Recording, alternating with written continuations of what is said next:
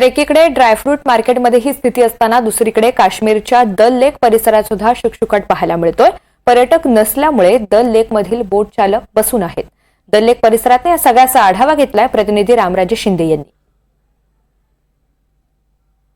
पहलगाम हल्ल्यानंतर ठिकठिकाणी सुरक्षा व्यवस्था अतिशय कडक करण्यात आली। आपण इथं पाहतो की हे डॉग स्क्वॉड आहे आणि डल लेकचा हा परिसर आहे की जे डॉग स्क्वॉडच्या माध्यमातून कोणतेही संशयास्पद जर काही सापडलं तर मात्र लगेच शोधता येतं। आणि आपण इथं पाहतोय की JNKचे पण इथं पोलीस जे आहेत ते खडा पहारा इथं देताना आणि प्रत्येक ठिकाणी चाचपणी केली जाते की काही संशयित काही मिळतंय का, कारण हा टुरिस्ट स्पॉट आहे। डल लेक हा स्पॉट आहे।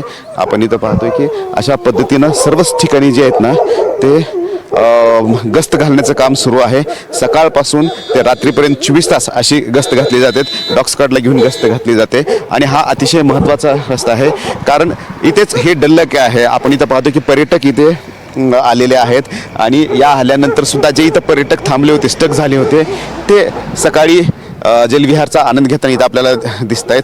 आणि डल लेक हे संपूर्ण देशामध्ये प्रसिद्ध आहे। या ठिकाणी पर्यटक आल्यानंतर इथे डल लेकमध्येच एक मार्केट आहे, आपण इकडे पाहतोय।